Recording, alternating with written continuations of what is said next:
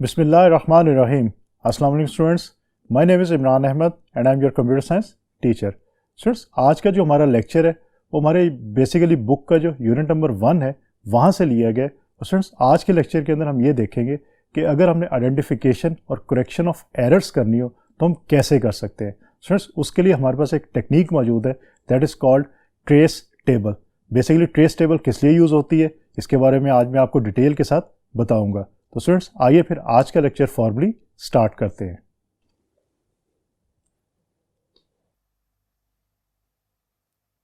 तो स्टूडेंट्स, आज जो हम काम करेंगे वो बेसिकली हमारे क्लास 9 का यूनिट 1 है, उसका identification and correction of errors की हम बात करेंगे। स्टूडेंट्स, अगर लास्ट आपको लेक्चर याद हो अच्छी तरह तो हमने बात की थी कि वेरिफिकेशन और वैलिडेशन क्या होती है, कि वेरिफिकेशन एल्गोरिदम की करनी हो तो कैसे हम कर सकते हैं, और उसके साथ साथ अगर हमने किसी भी एल्गोरिदम को वैलिडेट करना हो तो कैसे कर सकते हैं। स्टूडेंट्स, आज ये देखते हैं कि एरर्स को कैसे हम आइडेंटिफाई कर सकते हैं और फिर उनको कैसे हम करेक्ट कर सकते हैं। So if N algorithm is failed during verification, students again याद करें कि वेरिफिकेशन क्या चीज़ है। वेरिफिकेशन बेसिकली ये चीज़ है कि आपका एल्गोरिदम जो है वो आपको रिजल्ट प्रोवाइड कर रहा है।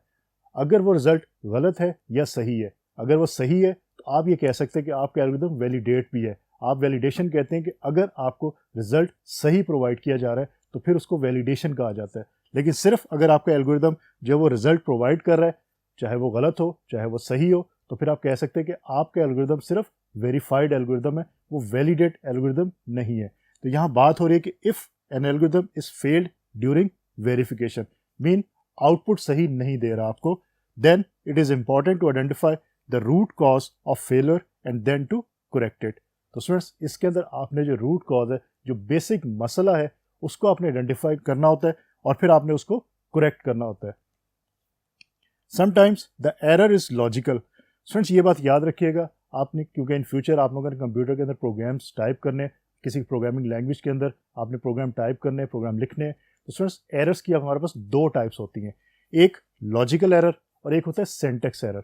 सिंटैक्स एरर स्पेसिफिकली जिस तरह आपकी जो लैंग्वेज है उसका सिंटैक्स होता है, उसमें जिस तरह कहा जाता है कि इस तरह आपने प्रोग्राम लिखना है, आपने उस तरह लिखना होता है।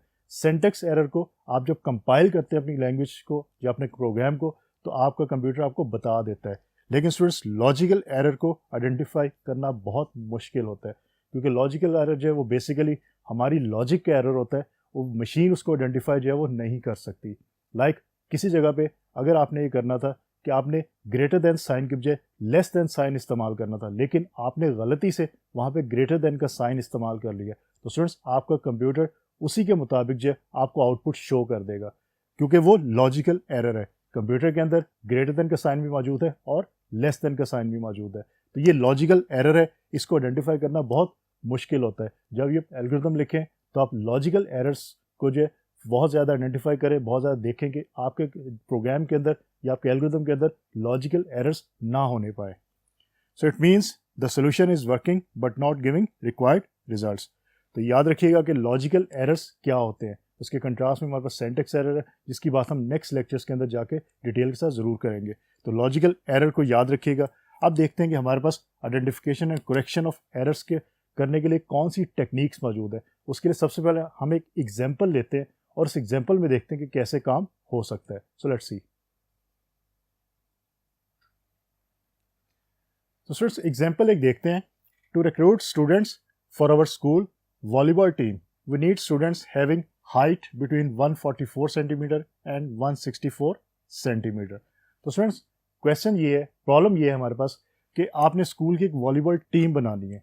उस वॉलीबॉल टीम के अंदर आपने जो स्टूडेंट्स रखने हैं उनकी जो हाइट है वो 144 सेंटीमीटर और 164 सेंटीमीटर के दरमियान होनी चाहिए। मीन 144 सेंटीमीटर वाला स्टूडेंट भी जो ऐड होगा और 164 सेंटीमीटर वाला भी स्टूडेंट ऐड होगा।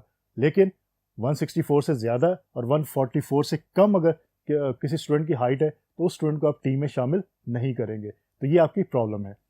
To count qualified students we develop following algorithm. तो इसके लिए पहले एक एल्गोरिथम लिखते हैं और फिर उसके अंदर देखते हैं कि हम लॉजिकल एरर्स को कैसे आइडेंटिफाई करते हैं और लॉजिकल एरर कैसे हमारे एल्गोरिथम के अंदर पॉसिबल हो सकते हैं। आपको पता है स्टेप 1 के अंदर आप स्टार्ट करते हैं जिस तरह फ्लो चार्ट के अंदर करते थे स्टार्ट, इस तरह स्टेप 1 के अंदर एल्गोरिथम में भी आप स्टार्ट करते हैं। और क्योंकि आपने नंबर ऑफ स्टूडेंट्स जो काउंट करने, तो तो आपको काउंटर का जो एक वेरिएबल यूज़ करना पड़ेगा। तो स्टेप 2 के अंदर आप सेट करेंगे काउंटर टू 0 कि वो 0 से वैल्यू स्टार्ट हो, फिर उसके बाद 1 2 3 4 एंड 5 एंड सो ऑन, जब तक चलना है उसने तब तक चलेगा। स्टेप 3 के अंदर सेट ऑल हाइट्स टू। अब स्टूडेंट्स जितनी हाइट्स मौजूद है 154 है, 140 है, 155 है, 164 है, 144 है, 166 है, 160 और 143 है, ये वो हाइट्स हैं जो उन स्टूडेंट्स की है जो वॉलीबॉल टीम में शामिल होना चाहते हैं। अब इसमें से चेक किया जाएगा कि जिनकी हाइट जो 144 और 164 के दरमियान है वो सिर्फ स्टूडेंट जो वॉलीबॉल टीम में शामिल होंगे, बाकी स्टूडेंट्स शामिल नहीं होंगे। स्टेप 4 के अंदर for each height in the list all Heights.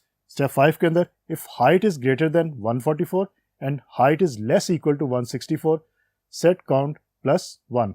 Mean यहाँ पे ये कहा गया है कि अगर हाइट या स्टूडेंट की 144 सेंटीमीटर से ज़्यादा है या हाइट जो है स्टूडेंट की वो 164 से कम है या 164 के इक्वलेंट है, तो क्या हो, काउंटर हो जाए। मीन वो स्टूडेंट जो है वो वॉलीबॉल टीम में शामिल हो जाएगा। उसके बाद आउटपुट होगा काउंट और फिर स्टॉप होगा।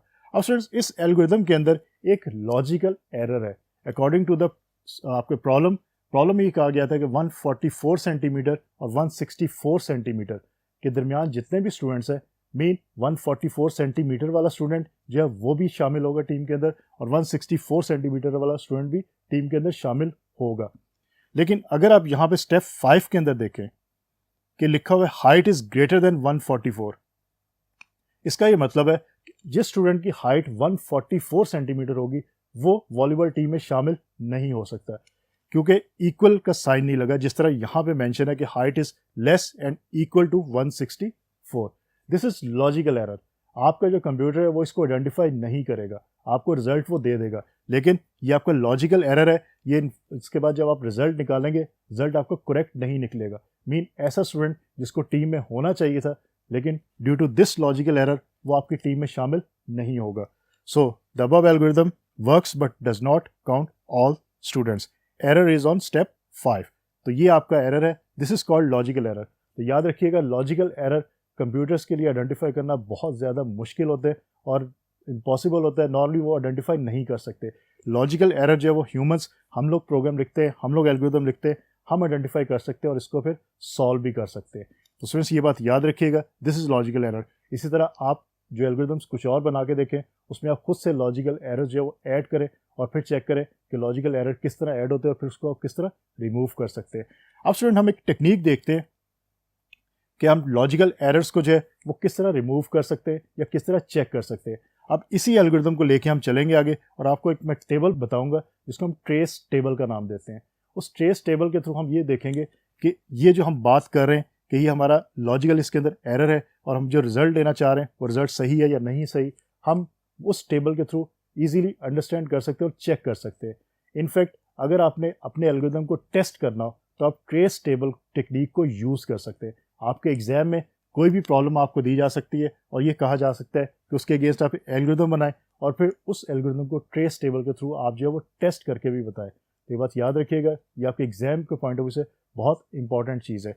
तो इसी एल्गोरिथम को अब हम टेस्ट करते हैं और चेक करते हैं ट्रेस टेबल के अंदर इसकी वैल्यूज़ को ऐड करके और देखते हैं कि कैसे हम रिजल्ट जो है आइडेंटिफाई कर सकते हैं। सो लेट्स सी। तो स्टूडेंट्स यहाँ पे देखें एक टेबल आपको इस शक्ल में नज़र आ रहा होगा, आपकी बुक के अंदर भी टेबल मौजूद है। अगर आपके पास बुक मौजूद है तो उस बुक को ओपन करें, उस बुक के अंदर आपको टेबल ये बना हुआ नज़र आएगा, वहाँ से आपको क्लियर अंडरस्टैंडिंग हो सकती है। यहाँ मैंने आपके रेफरेंस के लिए मेंशन कर दिया। Students trace table basically test algorithms, कि आपके एल्गोरिथम्स को टेस्ट करने के लिए ट्रेस टेबल टेक्निक को यूज़ किया जाता है। सबसे पहले तो ये बात याद रखिएगा क्योंकि आपके फिल इन द ब्लैंक्स के अंदर MCQs के अंदर ये क्वेश्चन पूछा जा सकता है। स्टूडेंट्स उसके बाद यहाँ पे आपको कुछ कॉलम्स नज़र आ रहे होंगे और कुछ आपको रोज में डाटा नज़र आ रहा है। कॉलम्स में आपके स्टेप्स हैं, एल्गोरिथम्स के जो डिफरेंट स्टेप्स हैं हमारे पास, फिर काउंट का एक है, फिर ऑल हाइट्स का है और फिर हाइट का है हमारे पास। स्टूडेंट्स उसके बाद स्टेप्स में अगर आप देखें तो हमारे पास 1 2 3 के बाद 4 और 5 स्टेप्स को हम बार बार रिपीट करते जा रहे हैं और एट द एंड फिर 6 और 7 स्टेप्स हैं। जिस तरह आपने जो अभी प्रीवियस हमने देखा कि हमने जो एल्गोरिथम लिखा था उसके अंदर 7 स्टेप्स के अंदर हमारा काम हो रहा था, लेकिन 4 और 5 स्टेप्स के अंदर आपके जो लूप चल रहा है बेसिकली चेकिंग हो रही है, तो इसलिए वो लूप यहाँ पे मेंशन कर दिया है। 7 टाइम जो आपका ये लूप चल रहा है, तो 4 5 जो वो बार बार स्टेप्स रिपीट हो रहे हैं। अब स्टूडेंट्स देखते हैं कि ये कैसे काम कर रहा है। फर्स्ट स्टेप के अंदर हमने क्योंकि स्टार्ट किया था, तो कोई वैल्यू आपकी जो काउंट में नहीं है, कोई ऑल हाइट्स में नहीं है, और कोई हाइट के अंदर वैल्यू नहीं है। देन नंबर 2 के अंदर काउंट को आपने इनिशियलाइज किया 0 के साथ, कि 0 से वो स्टार्ट हो। और देन उसके बाद नंबर 3 जो स्टेप था, उसके अंदर आपने ऑल हाइट्स जो वैल्यूज थी वो पुट की, 154, 140, 155, 164, 144, 166, 160 और 143 सेंटीमीटर्स। तो ये वो तमाम स्टूडेंट्स हैं, उनकी हाइट्स है जो स्टूडेंट्स आपकी टीम जो वॉलीबॉल की टीम है उसमें खेलना चाहते हैं, ये उनकी हाइट है। स्टूडेंट्स उसके बाद नंबर 4 स्टेप के अंदर हमने क्या किया, हमने हाइट 154 सेंटीमीटर का एक स्टूडेंट आया, हमने क्या किया, उसको स्टोर करवाई उसकी हाइट को।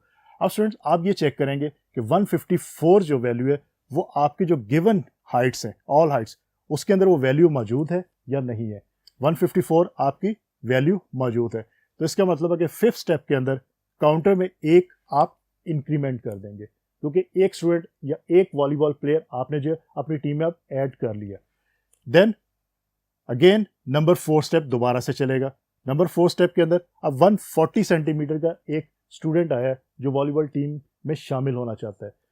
आपके पास जो ऑल हाइट्स की वैल्यूज मौजूद हैं, आप उसको चेक करेंगे, और उसके अंदर वैल्यूज के अंदर आपके पास जो है वो 140 जो है वो मौजूद है। लेकिन स्टूडेंट्स एक बात याद रखिएगा, अगर आप एल्गोरिथम याद है, क्वेश्चन याद है आपको, तो क्वेश्चन में ये कहा गया था कि 144 सेंटीमीटर और आपके साथ 164 सेंटीमीटर के दरमियान में जो स्टूडेंट्स हैं जिनकी हाइट होगी वो सिर्फ ऐड होंगे। अब यहाँ पे 154 जो वैल्यू है, ये आपकी वैल्यू 144 और 164 के दरमियान लाई करती है, और आपको गिवन भी है, तो इसलिए हमने यहाँ पे इंक्रीमेंट किया, 0 को 1 कर दिया। लेकिन यहाँ पे हमने, क्योंकि 140 आपकी यहाँ पे गिवन है, लेकिन हमारे एल्गोरिथम में जो क्वेश्चन था कि 144 और 164 के दरमियान होनी चाहिए वैल्यू, वही स्टूडेंट जो है वो वॉलीबॉल टीम में शामिल होंगे। तो इसका ये मतलब है कि 140 जो आपकी वैल्यू है, ये इनफैक्ट वैल्यू आपकी जो है वो शामिल नहीं होगी। मैं इसको रेड से अंडरलाइन कर देता हूँ। तो ये स्टूडेंट जो है वो आपकी वॉलीबॉल टीम के अंदर शामिल नहीं होगा। तो इसका मतलब है कि इस नंबर 5 स्टेप के ऊपर हमने 1 में इंक्रीमेंट नहीं किया, एज इट इज़ 1 ही हमने वहाँ पे लिख दिया, क्योंकि अभी सिर्फ एक ही स्टूडेंट जो है वो आपकी वॉलीबॉल टीम में शामिल हुआ है। अगेन नंबर 4 स्टेप रिपीट होगा। अब 155 जो है वो आपकी हाइट जो वैल्यू है वो ऐड होगी, तो 155 अगेन 144 और 164 के दरमियान में आता है आपका। इसका मतलब है कि फिर एक इंक्रीमेंट होगा, इसका मतलब 155 सेंटीमीटर वाला स्टूडेंट भी आपकी वॉलीबॉल टीम में शामिल हो गया। देन स्टूडेंट्स उसके बाद आप नंबर 4 स्टेप पे अगेन आए, और अगेन आने के बाद 164 को देखें, तो 164 अगेन आपके जो गिवन वैल्यूज़ है उनके दरमियान में वो लाई करता है, तो आपने फिर एक इंक्रीमेंट कर दिया 3 का। देन नंबर 4 स्टेप पे आप दोबारा आए और 144 आपने किया। अब स्टूडेंट्स क्योंकि हमने देखा था कि लॉजिकल एरर हमने किया है, और लॉजिकल एरर हमने ये किया था कि 144 के इक्विवेलेंट जिसकी हाइट है वो स्टूडेंट शामिल नहीं होगा, तो इसका मतलब है कि अगेन फिर हम यहाँ पे कोई इंक्रीमेंट नहीं करेंगे।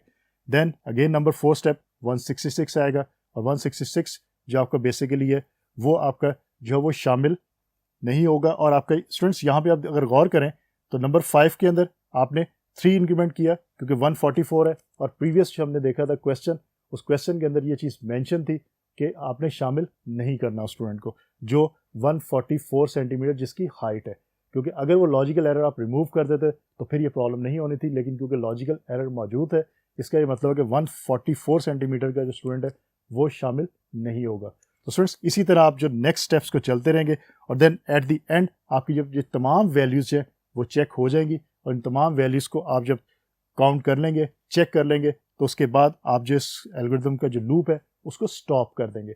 स्टॉप करने के बाद आपका आउटपुट होगा काउंट, और फिर लास्ट स्टेप नंबर 7 आपका जो होगा वो स्टॉप का स्टेप होगा। तो इस तरह आप जो इस ट्रेस टेबल के थ्रू अपने एल्गोरिथम को टेस्ट कर सकते हैं। मीन इसके अंदर बेसिकली आपने जितने भी आपके आइट्रेशन थी, मीन आपने लूप्स के अंदर बार बार एक स्टेप को करवाया, वो आपने इंडिविजुअली लिख लिया। इससे आपको हर स्टेप के अंदर ये आइडिया हो गया कि हर स्टेप के अंदर कोई गलती है या नहीं है गलती, और इससे आप आइडेंटिफाई कर सकते हैं एरर्स को ईजिली, और फिर उसको करेक्ट भी कर सकते हैं। तो इनफैक्ट आज का स्टूडेंट हमारा जो लेक्चर था उसमें हमने यही चीज़ देखनी थी कि हमने अगर अपने एल्गोरिथम के अंदर एरर्स को आइडेंटिफाई करना है, और एरर्स को अगर हमने आइडेंटिफाई करने के बाद हमने उनको करेक्ट करना है, तो हम उसके लिए क्या कर सकते हैं। सबसे पहले चीज़ हमने ये देखी कि एरर्स जो हमारे लॉजिकल एरर्स हैं उनको आइडेंटिफाई करना और करेक्ट करना बहुत मुश्किल होता है, इसलिए लॉजिकल एरर से बचना चाहिए।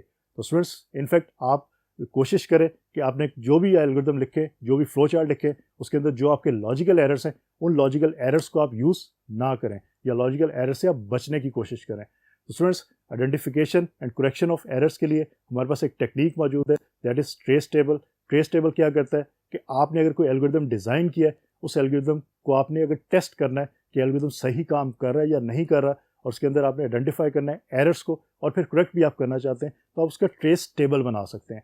ट्रेस टेबल बनाने से आपको ईजिली आइडेंटिफाई हो जाएगा कि किस तरह इसके अंदर कोई अगर गलती है तो कहाँ पे गलती है और सही करना है तो कहाँ पे इसको हमने करेक्ट करना है। तो स्टूडेंट्स ये बात अच्छी तरह याद रखिएगा। होपफुली आज का लेक्चर आपको अच्छी तरह समझ आ गया होगा। इंशाल्लाह अगली दफ़ा नए लेक्चर के साथ दोबारा मुलाकात होगी। तब तक के लिए अल्लाह हाफिज़।